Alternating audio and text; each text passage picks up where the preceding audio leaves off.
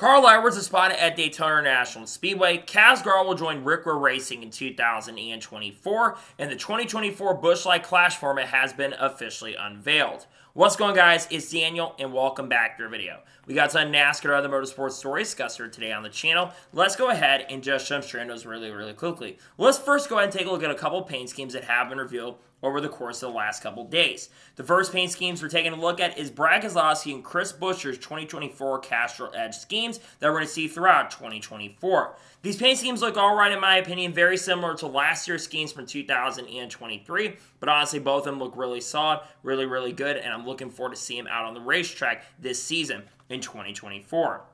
The next paint scheme we're taking a look at is Harrison Burton's 2024 Motorcraft scheme. Not much changing from 2023. Obviously, Motorcraft has been a major backing and sponsor of the Wood Brothers for a very long time. So no change going to that. The scheme looks solid, in my honest opinion.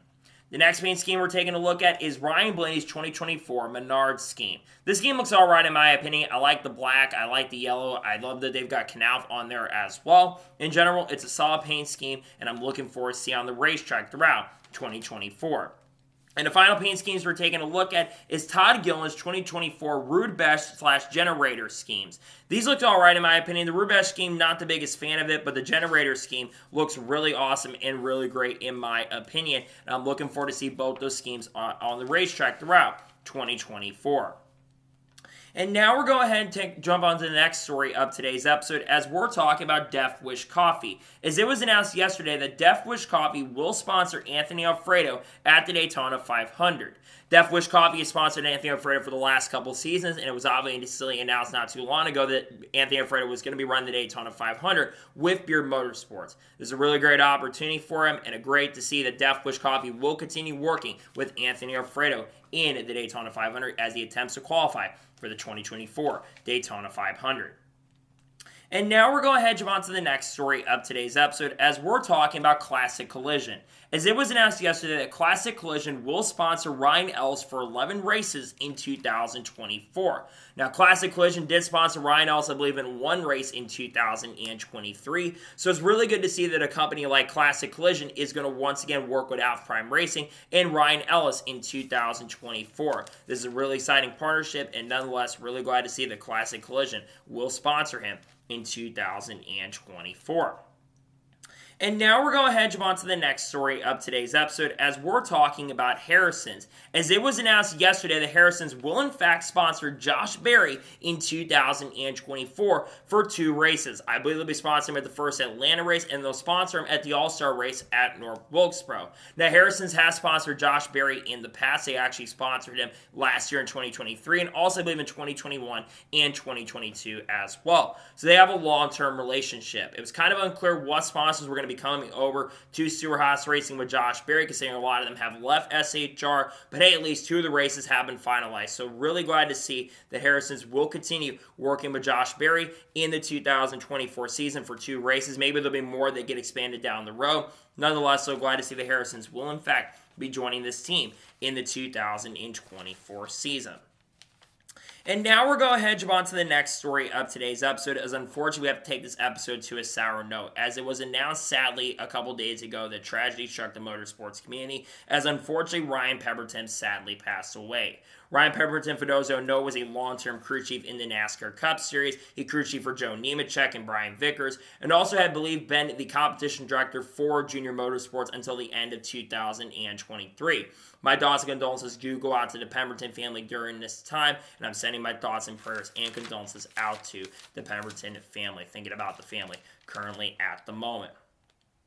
And now we're going ahead and jump on to the next story of today's episode as we're talking about Kyle Busch. As it was reported by Jordan Bianchi this morning that Kyle Busch may have a new sponsor. That new sponsor may be called Zone Nicotine Pouches. Now, apparently, if you actually look at the car, the Laker car that got revealed that Kyle Busch is going to have this year, apparently they were spotted as a contingency sponsor. Someone posted, I believe, on social media. They were spotted as a contingency sponsor for the team. So it's really interesting to see how many races, in fact, we'll see this company sponsor Kyle Busch in 2024. But it's really good to see that Kyle Busch is picking up new sponsors. There's already been 3 or 4 sponsors that have been confirmed for Kyle Busch this year. That one liquor company, I think Luxco, if I'm not mistaken. Cheddar's is going to sponsor for quite a few races, and Lucas Oil is also going to sponsor Kyle Busch, I think, for 5 or 6 races this season. So nonetheless, it's really awesome, and I'm glad to see that Kyle Busch will have a new sponsor for 2024.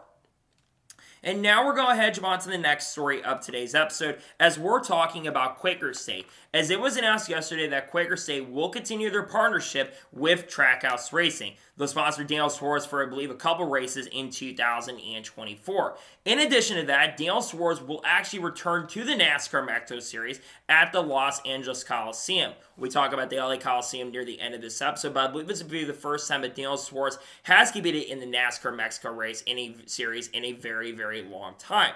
So really glad to see the Quaker State is going to be continuing working with Trackhouse Racing in 2024, and it's really awesome that Daniel Suarez will get to race in that NASCAR Mexico Series race that will be taking place at the Los Angeles Coliseum. It's a pretty big announcement and a pretty big deal for them, in my honest opinion. And now we're going to head on to the next story of today's episode as we're talking about Wendys. As it was announced last night that Wendys will be sponsoring Trackhouse Racing in 2024. They will sponsor 2 races in the Cup Series for Shane Van Gisbergen and 1 NASCAR Xfinity Series race for SVG as well. That was not announced. In addition to that, Daniel Suarez will be racing in the NASCAR Xfinity Series race at Daytona with, of course, Wendys as a sponsor, but the team has been TBD, though there are a couple teams out there that he could end up driving for in 2024. This is a massive deal. We've seen Trackhouse picking up a lot of major sponsorship over the offseason. We obviously just talked about Quaker State coming back. They've also picked up Buescher that will sponsor Ross Chastain for 18 races, and now you've got Wendys that's been sponsoring Noah Gragson for the last couple seasons. They're jumping over and working with Trackhouse in 2024. So now we finally can get the Shane Van Gisbergen.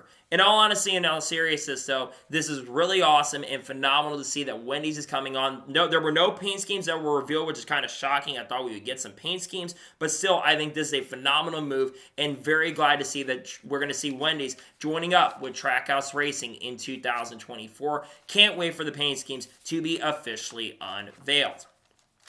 And now we're going to head on to the next story of today's episode as we're talking about Kyle Larson. Now on Sunday, Kyle Larson was competing in the Wild West Shootout while the Chili Bowl had been going on, and Kyle Larson was able to win the Wild West Shootout after Bobby Pierce, who had been dominating the race, unfortunately had a flat tire with 6 laps to go.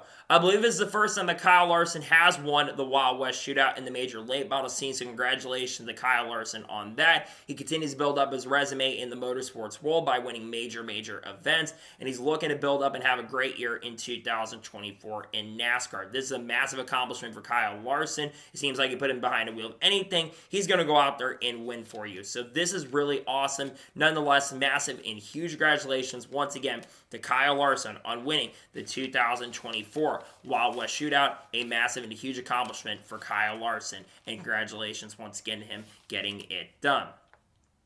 And now we're going to head on to the next story of today's episode as we're talking about Formula One. Now, it was reported by Adam Stern, I believe on Monday evening, that according to him, F1 will start negotiating a new media deal at the end of this year, as its ESPN deal ends in 2025. Looking for a 50% increase, but amid tepid viewership and a tightening sports marketplace, F1 will have a hard time finding takers. Now, F1 has been on ESPN, I believe, since either 2018 or 2019. They signed a contract extension at the end of last year or 2 years ago in 2022, and obviously that contract runs through 2025. Now, I would have to imagine that there's a really good chance and possibility that ESPN is going to stick around with Formula One, but again, that's kind of unclear at this point. Are they going to stick around? We don't really know at this particular moment, but I would have to imagine that most likely they'll stick around with ESPN. And again, the big question will be is will there be still commercial-free coverage? Because that's one thing about Formula One over the course of the last 8 years since going to ESPN is they've had commercial-free coverage. But again, they want more money coming in. Liberty Media wants a lot more money from the TV side. But the biggest issue is that viewership has been tightening, and it's not been really good for Formula One. They had a drop in viewership in many races. Yes, the Las Vegas race had a lot of people tune in, but a lot of races, like the race at COTA, dropped like 30%, if I'm not mistaken, from the previous year. So in general, it doesn't surprise or shock me to see that viewership is dropping in big ways for Formula One, and I know that they want to bring more money into the series in the United States, but in general, it doesn't surprise or shock me at this point to see that they want more money. But in general, I will see where they end up going. I would imagine that they're going to still stay with ESPN, but that is unclear at this particular moment, at this point. And now we're going ahead and jump on to the next story of today's episode as we're talking about BJ McLeod. It's BJ McLeod confirmed on Tuesday that he'll be Monday that he'll be driving the number 78 car for Live Fast Motorsports in the Daytona 500. This had been rumored and expected that this team is going to run all the super speedway races in 2024, but it's good to see that BJ has been confirmed for the Daytona 500. Obviously, this team does, unlike previous years, for the last 3 or 4 years, they have not had to qualify in for the Daytona 500. But going into this year, they will in fact have to try to attempt to qualify for the Daytona 500 this year. And they may have a tough time considering the amount of entries that are expected to enter the Daytona 500. They are going to be a team that's going to have to try to race their way in. Now, one thing that will help BJ McLeod is he does have a lot of experience, which I think could really help him out in a big way. Will it help, though? We'll have to kind of wait and see how things turn out for them. Nonetheless, I really got to see that BJ McLeod, though, will in fact be behind the wheel of the number 78 car. I would imagine they're going to run all the super speed races, and they have kind of said they may run some of the road course races as well, but we'll have to wait and see what races they decide to run in 2024. Nonetheless, so glad to see that he'll be behind the wheel of that car in the 2024 Daytona 500. And now we're going ahead and jump on to the next story of today's episode as we're talking about Chad Kendrick. As it was announced yesterday that Chad Kendrick will be the crew chief for Parker Retzlaff in 2024. In addition to that, it was announced that Bruce Mosley was been named the head of the business operations for Jordan Anderson Racing. This is absolutely a massive and huge pickup for Parker Retzlaff going into 2024. For those who know Chad Kendrick had been the crew chief for Matt DiBenedetto in the Craftsman Truck Series for the last couple of seasons. They won a race together in 2022 and also made the playoffs in 2023 in the Truck Series. I think that Chad Kendrick is going to bring a lot of things to this organization in 2024. I expect that this team is going to show a lot of improvement going into the 2024 season, and maybe we'll see better qualifying performances. We know we saw some really strong qualifying performances for Parker Retzlaff throughout 2023, and I think, like I said, this could really improve this organization in 2024, and having Bruce Mosley, who actually was from Legacy Motor Club last year, coming in and working with the team on the business side, I think is really going to help this team overall in general. So I'm really excited about this, and I'm very happy to see that Chad Kendrick will be going ahead and being the crew chief for Parker Retzlaff in 2024. I think this is a massive and major move for the organization, and really glad to see nonetheless that Chad Kendrick will be the crew chief for Parker Retzlaff in the 2024 season. And now we're going ahead and jump on to the next story of today's episode as we're talking about the NASCAR Xfinity Series. As Chris Knight from Cashfence.com put out a tweet indicating that there could be around 45 to 50 cars in the NASCAR Xfinity Series race at Daytona International Speedway. Now, I believe there are about 35 or 36 teams that have confirmed their drivers for the Daytona opener, but there are still a lot of organizations that have not announced who is going to be running. Among the drivers that will be running the Daytona Xfinity race, you're going to have Haley Deegan running that race with, of course, AM Racing. Shane Van Gisbergen will be, of course, driving for Colleague Racing. AJ Allmendinger, Chandler Smith, Sheldon Creed. Also, Daniel Suarez has been confirmed, and some other drivers we'll be getting and talking about here in just a little bit. But there's a lot of hype around the Xfinity Series because there's a lot of really great drivers that are going to be behind the wheel in the Xfinity Series in 2024. And in general, I cannot wait for the 2024 season to really get rolling because while the Cup Series may be losing certain drivers that are going down to Xfinity, I think the Xfinity Series definitely has a lot of excitement around it right now, and I would hope that the viewership for Xfinity going into 2024 can go up because, like I said, I think the Xfinity Series does provide the best racing overall in every form, and I think the fact that you're having so many drivers that are going to Xfinity just shows how much the Xfinity Series is really growing at this current moment and how the platform is growing.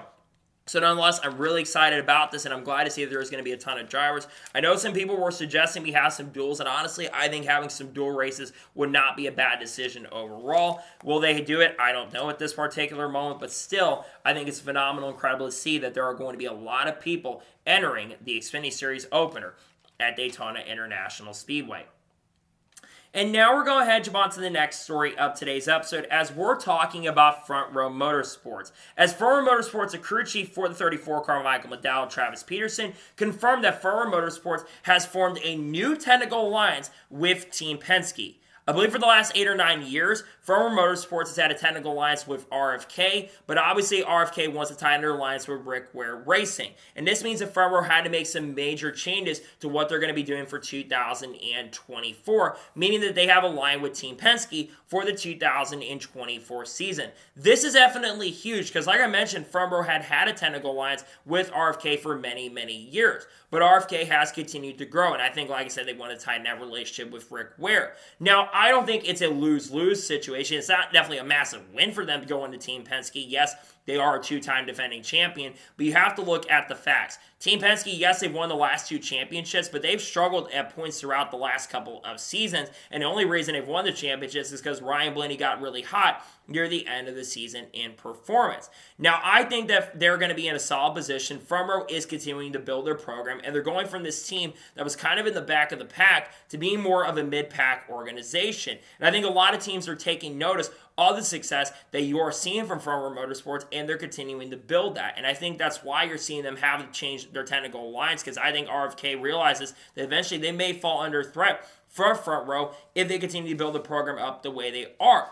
And this could lead to some other crazy silly season moves, because obviously now with Front Row moving over there, maybe in the future if Harrison Burton doesn't step up to the plate, maybe they move Todd Gillan over there in the future. I'm just saying that's something that could really happen if we don't see any step up in performance from Harrison Burton this season. Nonetheless, though, it's a very interesting move that Front Row Motorsports is changing their alliances and moving over to work with Team Penske starting in the 2024 season.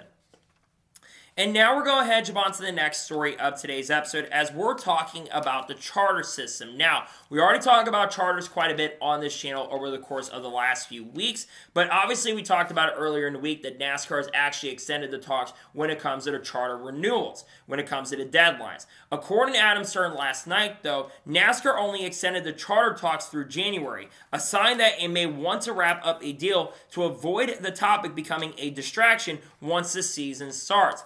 We got reports earlier this week indicating that according to what was reported on Friday, there's 2 offers being offered. It's from 42%, which will be up from 39%. The second offer will be going up from 39% up to 49%. Now, if it truly is that 49% number that the teams are going to get offered, I think that would absolutely be huge because in my personal opinions, I think that the teams should be getting a lot of the pieces of the pie because they should be getting a lot more of that pie when it comes to the charter agreement and the charter deal. Obviously, what's going on right now is that the teams, they want more of the purse money and they want the charter system to be completely permanent. NASCAR, while they don't completely want to get rid of charters altogether, they don't want to make the charter system permanent because of the changing of the market. And obviously, less money has been coming into NASCAR, and they've lost a lot of sponsorship over the course of the last few years. So that's why they're a little bit skeptical of making the move of making the charter system permanent. If you want my honest opinion, if that number 49% is absolutely true, which I trust Adam Stern, by the way, on this, I believe that they should be getting as much of that piece of the pie as possible because the teams are the ones that are performing on the racetrack, and you don't want distractions coming into play. If they're not able to get these extensions done, which obviously the deal does not have to get done till the end of the year, by the way, but I would rather have the deal done sooner rather than later because if they can get a charter agreement done, I think we'll be in really, really good shape as a sport. We'll see what happens in regards to that and what happens with the charter deal, but I think it's very interesting that they're offering a certain amount of money to these teams. We didn't know it was 39% that they were getting. We all thought that the teams were getting 25%, but if it's true that 39% is what they're getting and they're getting a 10% increase, again, they're going to be getting more money in this TV deal. That's one thing to remember, and a 10% increase in this deal will give these teams, I think, like $100 extra million, but you do have to factor inflation from the old deal, so maybe they're not getting as much money. Nonetheless, it's a very interesting thing to look at, and it's interesting to see that the charter stuff is still going on. Hopefully, a deal is struck here in the not-so-distant future.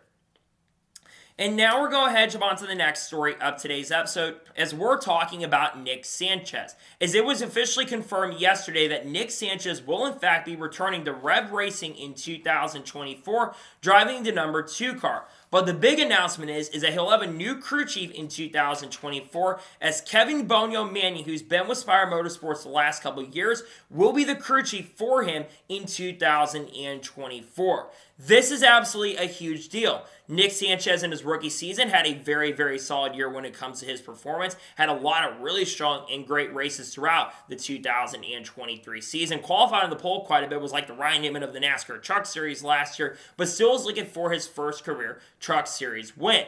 But if there's anyone that really could bring out the best in Nick Sanchez, it's Kevin Bonio-Mannion. Kevin Bonio-Mannion has been the crew chief for many, many years. He crew chief for Mark Truex Jr. to his first 2 Xfinity Series championships. Also got Mark Truex Jr. his first career NASCAR Cup Series victory. He's won races in the Cup Series with Jamie McMurray as well back in 2010. Helped McMurray get 3 wins in the 2010 season. And also got the first win for Spire Motorsports at Martinsville in 2022, William Byron. And also in the Truck Series, I believe last year was the crew chief for that number 7 truck in 2023 at North Wilkesboro when the Truck Series returned there.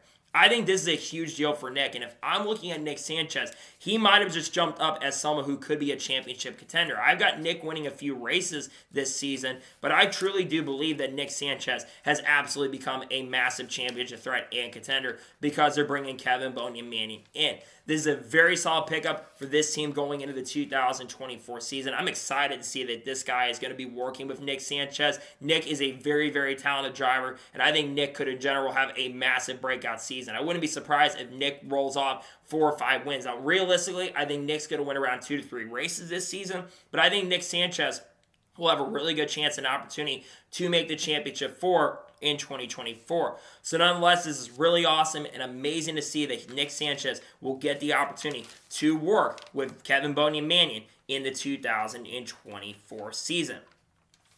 And now we're going ahead and jump on to the next story of today's episode as we're talking about Daniel Dye. As it was announced yesterday that Daniel Dye will drive the number 10 car for Kaulig Racing in 2024 for 10 races. I talked about the Caesar on the channel a couple days ago. We all thought maybe it would be someone like a Matt DiBenedetto going in that seat, maybe Kyle Busch, maybe Derek Kraus. But because Daniel Dye does bring some sponsorship funding from Champion Container, he will get the opportunity to drive this number 10 car in 2024. His first race will be at Daytona International Speedway. Now look, let's be realistic about Daniel Dye.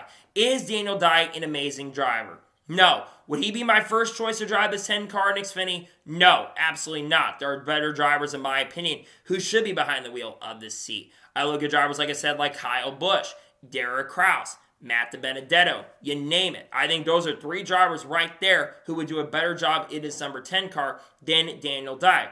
But to be fair to Daniel Dye, I did some digging on his stats from last year in Xfinity. He finished 17th and 21st respectively with Alpha Prime Racing.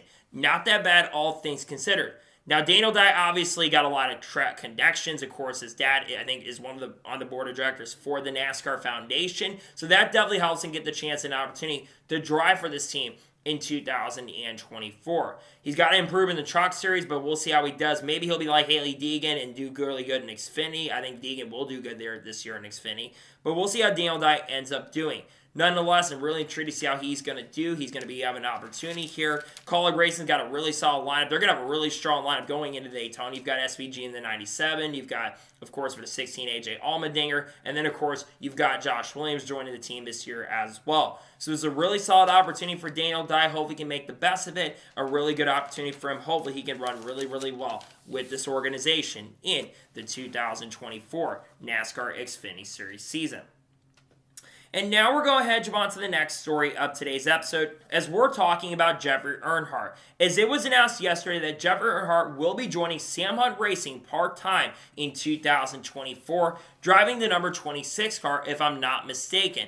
This actually confirms at least some of the drivers will be behind the wheel of the 26. We already knew that Corey Heim will be in that number 26 car for Las Vegas. The first race that Jeff Earnhardt will be behind the wheel of the number 26 car in 2024 will be at Atlanta Motor Speedway, confirming that there still will be some races that will be available. Forever Lawn will also sponsor Jeffrey Earnhardt in the 2024 season. Once again, they have sponsored Jeffrey for the last couple of years, going back to 2021 and 2022 when he drove the 3 car for RCR, and also when he drove, I believe, the 26 and the 24 cars as well. Now, look, I have my opinions on Jeffrey Earnhardt. I think he's a solid driver overall. He's not amazing by any stretch of imagination, but he's not a bad driver, all things considered. He's not a driver that's absolutely going to go out there and perform and win races for you, but he's someone who can get good runs. I go back to 2022 at Talladega Superspeedway, and that 3 car, which is one of the only opportunities he's really ever gotten in good equipment, and he did extremely well at that track. Granted, he had connections because, of course, he drove the 3 car, and he almost won the race. He got only beat by one driver, that being Noah Gragson. He finished runner-up and was making incredible moves like Dale Earnhardt was making. And then, of course, you go back to other races. He drove for Joe Gibbs Racing in 2019. In the 18 car, and to be fair, he didn't do absolutely amazing, but he didn't do that bad. He got a couple top 10s, and I think he got a top 5 or a couple top 5s in that 18 car in 2019. So there's definitely something there for sure. I think Jeffrey will do overall okay, in my opinion, in this seat. Again, the number of races has not been clear. I would imagine that he's probably got a 10 to 12 race deal with his organization, so I would have to imagine that he'll probably run a lot of races this season in that 26 car. I really hope he can make the best of it because I think he's a talented driver. Again, a lot of people basically think he's only in these seats because of his last name. And yes, he's probably got a lot of the opportunities he's gotten because of his last name. But I really hope that Jeffrey can make the best of this, prove a lot of people wrong, and show why you deserve to be in NASCAR in 2024. Nonetheless, so hope he can make the best of it and do a really good job with Sam Hunt Racing in 2024.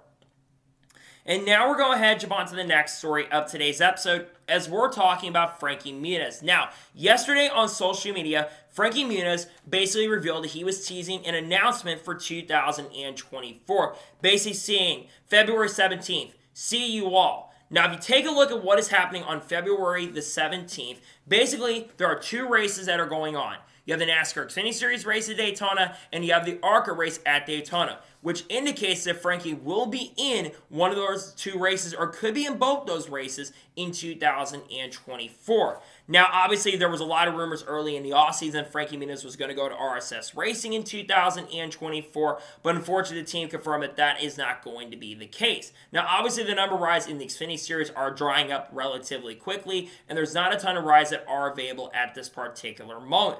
Obviously, in ARCA, that 30 car for Retta Jones Racing is still available, but Frankie has stated publicly that he does want to move up to the NASCAR Xfinity Series or even the Truck Series in 2024. If you want my honest prediction when it comes to Frankie Munoz, I think Frankie is going to drive in that seat for probably around a couple races in Xfinity, and probably going to drive for Retta Jones Racing once again in ARCA. That's my honest prediction at this particular moment.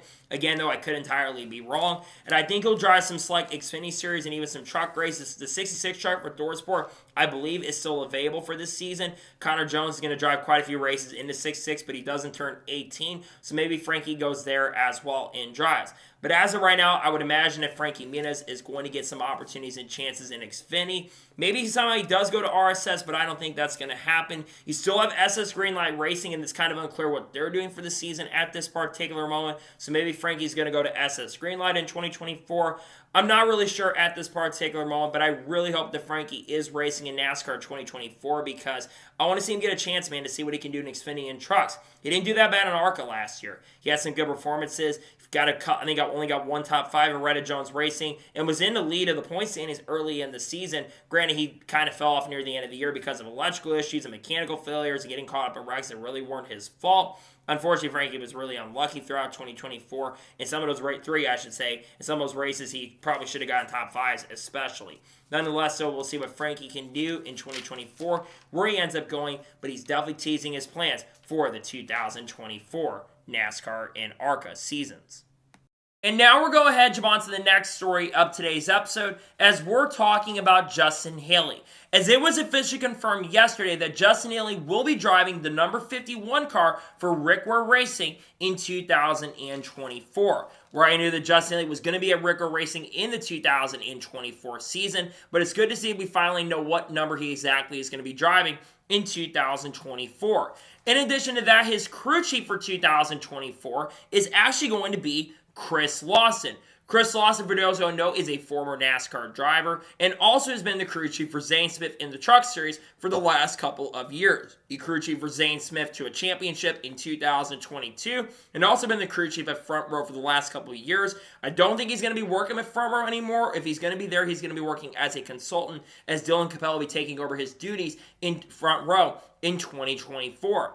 But obviously talking about this move, I think Chris Larson is a very solid crew chief. Now, this will be the first time that Chris Larson has crew chief in the Cup Series, if I'm not mistaken, unless he did make some starts in the 36. I don't think he crew chiefed the 36 car, though. So I believe this will be the first time that he has crew chief in the Cup Series at all. But I look at this move in general when it comes to Justin Haley going over to Ware. And I think we already knew that he was going to be over at Ware Racing in 2024. But I think in general, when you look at this move, this is a great move for Ware. Justin Haley is a very good driver, in my opinion, and can get the best out of equipment. And I think that Justin is going to have a really good season with this team in 2024. I think that he will be a contender at times in certain races. We know, like I said, RFK and Ware are tightening their alliance going into this season. So I think that really could make this team a solid underdog organization to compete for outside chances at wins at super speedways. I don't think Justin Haley is going to contend on a week-by-week basis for victories, but I think that Justin will get an occasional top 5, top 10, and maybe he gets a shocking top 5 this season. That's something that could happen for Ware. And long term, you look at the move for Justin Haley, this could lead him to eventually going over to RFK Racing and driving for them. Nonetheless, though, I'm so excited about this. I can't wait for Justin Haley to be at Ware Racing this season. I think he's going to do a really great job with the team, and nonetheless, very excited to see he'll be, in fact, joining Ware Racing in the 2024 NASCAR Cup Series season. And now we're going ahead and jump on to the next story of today's episode as we're talking about Jimmie Johnson. As it was announced yesterday, Jimmie Johnson will be sponsored by Carvana once again in 2024, and he's also confirmed that he'll run 3 more races in the 2024 season. He'll be running the Daytona 500, the Brickyard 400, and the season finale at Phoenix. This confirms that Jimmie Johnson will have 9 races of the 38 races that he could run in 2024. He'll run the Daytona 500, the Brickyard 400, Phoenix, both Kansas races, Texas. There was a couple other races I can't remember exactly he's going to be running throughout the season, but he is going to run a lot this year in 2024, which is really, really exciting. Jimmie Johnson was obviously supposed to run a lot more races than he did in 2023. There's reasons why, unfortunately, didn't get to run as many races as he did. But Jimmie Johnson running a lot of races is really good for the sport, in my opinion. Now, Jimmie Johnson, of course, when it comes to Daytona 500, he is going to have to qualify his way in because that 84 car is an uncharted car. It is definitely going to be weird seeing Jimmie Johnson behind the wheel of a Toyota because, yes, he has driven a Honda and IndyCar, but Jimmie Johnson has never in NASCAR driven anything other than a Chevrolet. So I think that Jimmie Johnson driving a Toyota is going to be very, very interesting. I look at Jimmie Johnson's chances, and I know some people are going to say, oh, you don't think Jimmie Johnson is going to be competitive at all, and he's not going to have any chance of competing for some wins.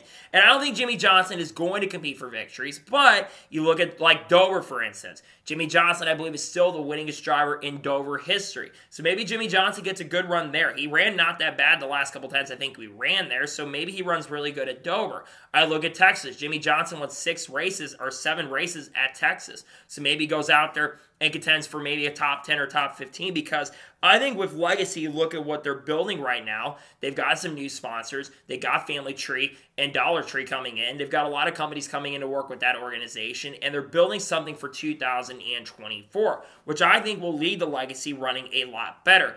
I predict Jimmie Johnson will get a couple top 20s this season. I'm not realistically thinking that Jimmie Johnson is going to contend for a win, but maybe Jimmie Johnson at the end of the year will get one top 10 finish. I think Jimmie will get a couple top 20s. I don't think he's going to DNF in every race like he did in 2023. Certainly not. I think he'll run better than that. But I think when you look at Jimmie Johnson, It's really awesome to see that he will be back in NASCAR in 2024 with this organization. I think he'll be able to make the best of it, and having another car in the Daytona 500 is really awesome, which you need to transition to that. There are 40 cars that are now confirmed for the Daytona 500, and 40 drivers have been officially announced.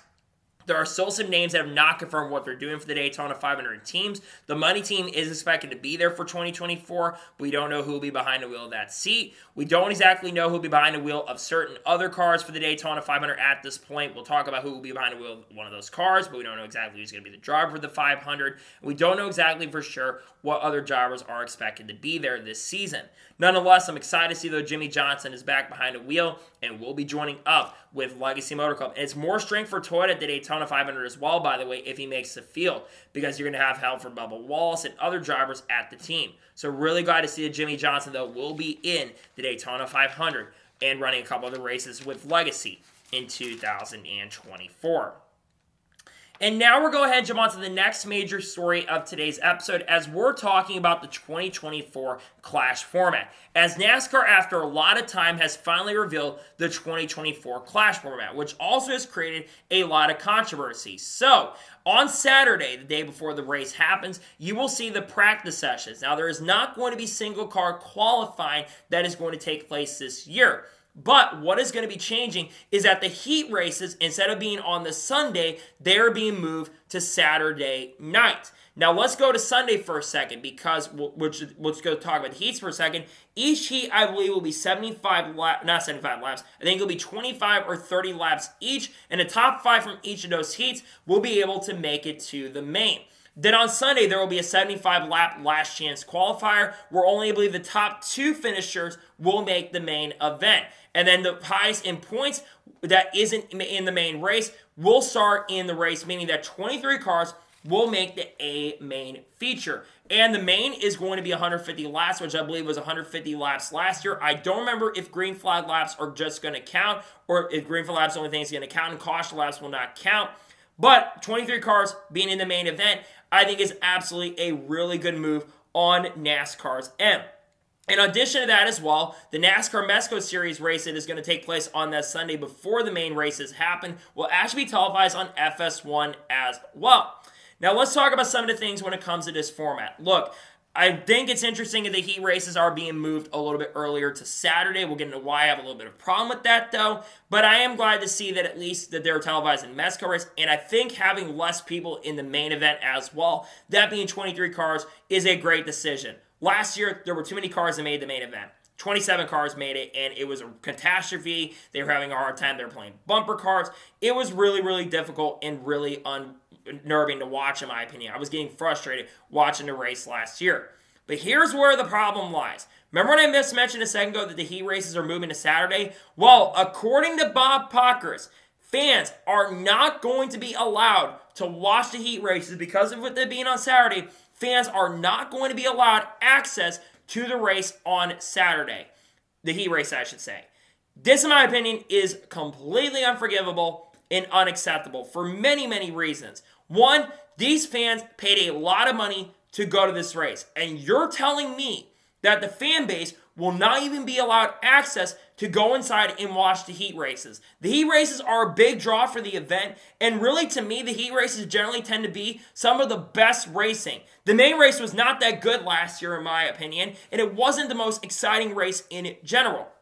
And again, the fact that we found this out from Bob Pockers, of all people, is completely unacceptable. It shouldn't be a reporter's job to break this news to a lot of people. The fact that NASCAR cannot communicate this with the fans is just absolutely ridiculous. And you got Jim Utter on Twitter, who basically is defending NASCAR's decision to do this, in my opinion, which, again, Jim Utter is completely missing the point, is that we didn't find out until yesterday on this format. The fans, in my opinion, should have been allowed access to go into the race. The fact that fans were not told this till yesterday is just unacceptable. This is, again, why it also took this long to reveal the Clash format.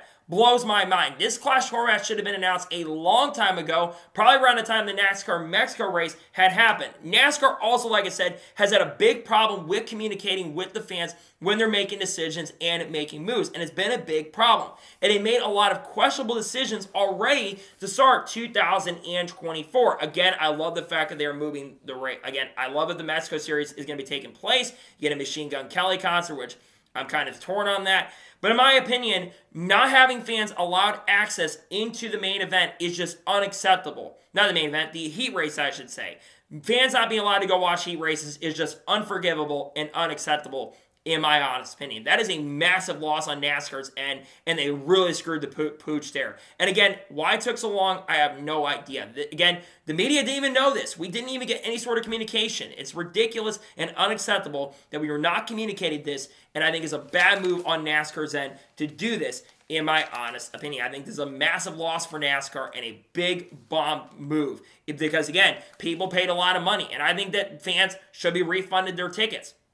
They should be allowed to get refunds because they paid a lot of money to go to this event, or at least some of the cost should be dropped from them, because there's people that are traveling to this race who are frustrated. And I think the social media outrage was completely justified, and I think that NASCAR really completely dropped the ball in this decision, in my honest opinion.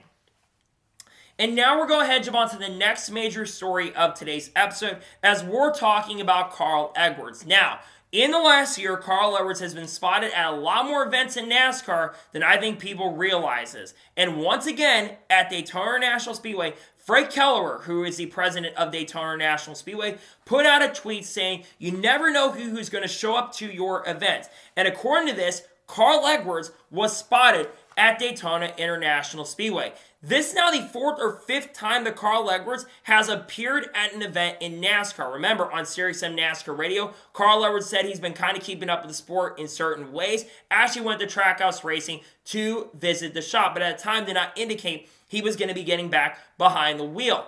Then at Darlington, he joined the FS1 broadcast, and he was indicating that maybe you never know, I could come back at some point. I think it's what he said, if I'm not mistaken, and said that on the FS1 broadcast, commentating. Then at National Super Speedway last year, he basically indicated that if I'm going to come back and do this, I wouldn't be at my best. But if I was to come back and do a one-off, never indicating coming back full time, he said that he would have to put a lot of effort into it. And now this is the fourth or fifth time in the last year that Carl Edwards has been around.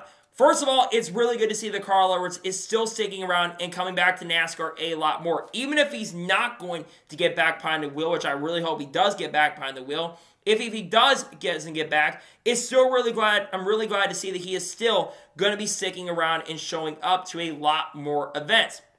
But let's have some ruthless speculation when it comes to Carl Edwards. What if Carl Edwards was, in fact, to come back to NASCAR? Well, I would love to see him come back and do a one-off. And I would love to see him either drive for one or two organizations, or three organizations for that matter. The first organization being 2311 Racing. You have the 6-7 car that is still available for the Daytona 500 if they are going to run the Daytona 500. I would love to see Carl Edwards run the Daytona 500 with that team. I would love to see him get a chance to drive the organization. I know that if this 6-7 car entered, they could have Eric Almirola, Chandler Smith, or of course Sheldon Creed drive for that team. But I would love to see Carl Edwards get the chance and opportunity if they were to run that seat. That would be a really good pickup for the organization, and I think he would do a solid job in the super speedways. And it would be a big pickup, and it would be big help for Bubba Wallace and Tyler Reddick. You've also got Trackhouse Racing. There's been no announcement on what's going on with Project 91 for this year. We know that there's a chance that they may run the Daytona 500. I know Castro Devitt's name has been kind of linked to getting an opportunity to run with an organization this year. But let's say that he was to enter the Daytona 500 with Trackhouse. We know Carl Edwards has been working with that team, also with 2311 Racing and Joe Gibbs Racing as well, helping with their simulator work, according to Denny Hamlin, with the Chicago Street Course. So maybe we see him do that. And the last opportunity, Junior Motorsports. If Junior Motorsports ever wanted to jump up to the Cup Series, I could definitely see him going over there and helping that organization out. Now, does Carl Edwards return? Probably not at this point, but if he doesn't return to the driver's seat, maybe Carl Edwards, you never know, does some commentary. I loved his commentary at Darlington. He did a great job in the throwback race. He did a very good job, and I'd love to see him go and do some Fox Sports commentary. Obviously, they're going to have Kevin Harvick join the booth this year with Fox, but I would love to see Carl Edwards have the chance to get back up in the booth and do some commentary, because it seemed like he didn't miss a beat, because he was as good as he was back in his ESPN days when he did some coverage for some races, and Carl Edwards does bring a lot of energy and excitement to a booth. I know Fox is talking about having a 4-person in the booth at points throughout 2024, despite the fact that they're going to have 3 people in the booth regularly. They may have a 4-person in the booth, and I imagine Kurt Busch will be one of the people who also be in the booth at some point in the season, considering Kurt has done a lot of work with Fox over the course of the last few years. Nonetheless, it's very interesting to see this, but it's kind of weird to see Carl Edwards continue to show up a lot more, because Dale Jr. has indicated that the closer Carl Edwards gets to the sport, the more likely he's going to make a return. Obviously, like I've already said, I don't know if he will return or not, but it's interesting to see that Carl Edwards is continuing to show up more and more to racetracks. Hopefully in the future, maybe Carl Edwards makes a decision to come back to the sport. Will he as of right now? I don't know, but I really hope Carl Edwards comes back and does a one-up to kind of bring some closure to the fans.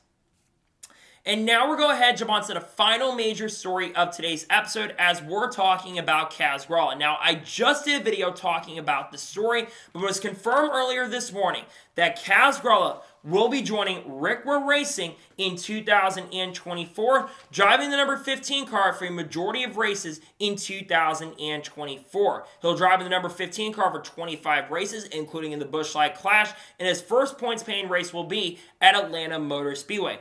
This is an absolutely huge and amazing opportunity for Kaz Grala going into the 2024 season. Kaz Grala, in my opinion, is one of the more underrated drivers in this sport, and had a solid year with Sam Hunt Racing last year in 2024, where he scored a couple top 5s, I believe, in the season, and got quite a few top 10s, and had a couple chances to win throughout 2023, and finished 17th in the standings with Sam Hunt Racing, which is pretty solid, all things considered. Now, Kaz Grala has gained a couple select starts in the NASCAR Cup Series before. He drove the 3-car for Austin Dillon when Austin Dillon unfortunately had COVID-19. He substituted for him at Daytona, led in his debut, and finished 8th in the number 3 car. Then he made a couple select starts in the Money Team in 2022, and did a very solid job with the team in those select races. I think he finished in the top 25 in the Daytona 500, if I'm not mistaken, or top 30, and also had a couple other runs where I think he finished in 23rd or 24th at Circuit of the Americas. So he does have some next-gen experience.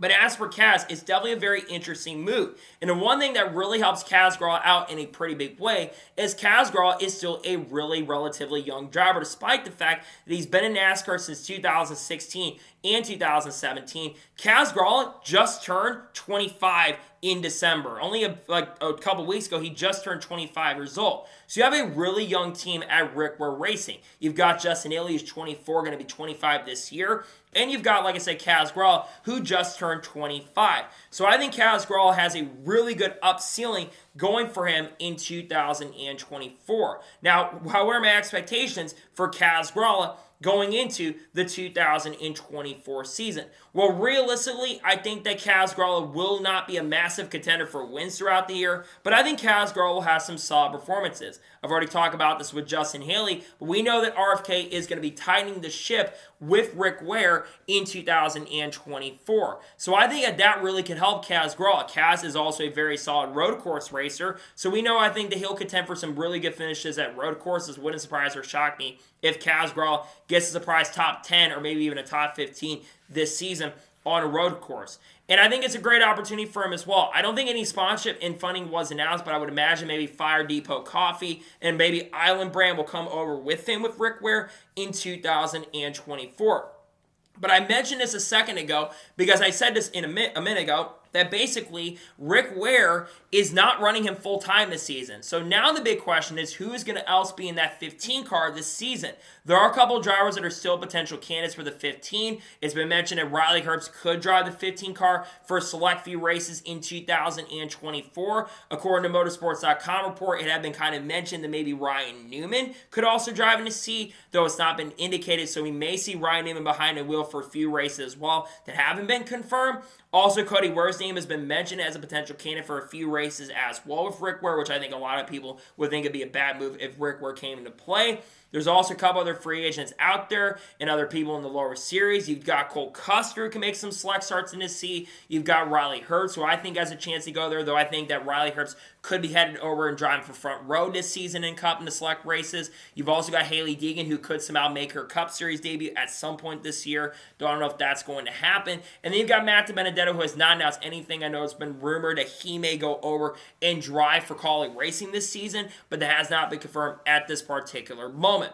Nonetheless, it's going to be interesting to see who else tries to see. But once again, going back and talking about Kaz Grala, I'm really happy that he's getting this opportunity to drive for Ware Racing in the 2024 season. I think he's going to make the best of it. I think he's going to get some top 25 finishes, some top 20s throughout the year, and I think he'll be able to bring the best out of the Ware Racing equipment in 2024. Again, they're building a really solid team, and in the long-term future especially, this could lead to both these drivers eventually going into RFK. Brad Keselowski's not getting any younger. Brad Keselowski's going to be 40 at the end of this year. I don't know how much longer Brad Keselowski's going to be driving in the Cup Series. He's been in Cup for about 15 or 16 years now, so I wouldn't be surprised if Keselowski in the not-so-distant future retires and Justin Haley or Kaz Grala takes over that seat. I don't think it's going to be for a few years because obviously Justin Haley has a multi-year contract with Rick Ware starting this season, but eventually I can see Justin Haley going in there. We know RFK is also interested in having a third full-time car in the future, so that could lead to some other big things that are going on. Nonetheless, they're going and talking about Kaz Grala once again. I'm excited for him. He's a really underrated driver. He's won race before in the Truck Series and be looking to win his first career Cup Series race in 2024. Excited for Kaz, and once again, congratulations to Kaz Grala on getting an amazing and a great opportunity to join Ware Racing in the 2024 season. So, that is going to be for today's NASCAR news and motorsports news video. One thing, guys, for watching. Please subscribe to the channel, notifications on, so if I win a video, those go live on my channel. Follow me Twitter, Facebook, and Instagram, and support my Patreon as well. Link description below that, and comment your thoughts below on today's video. How do you think Kaz Grala will do at Ware Racing? Let me know your thoughts in the comments below. And how do you think Justin Haley will do at, not Justin Haley, Rick Ware? And how do you think about the Clash format, and do you think Carl Edwards will ever return? Let me know your thoughts in the comments below. I'm not sure if there's any more content dropping on the channel today. Tomorrow on the channel, there should be a couple special videos breaking. Friday will be a NASCAR news video as well. There's also going to be Xfinity and truck lineup videos most likely dropping this weekend, so check that out when that does get released. So anyways, like I said, I want to thank you guys for watching today's episode, and I'll see you guys next time for more great, awesome NASCAR content and other motorsports content on the channel like this. Take care, everybody.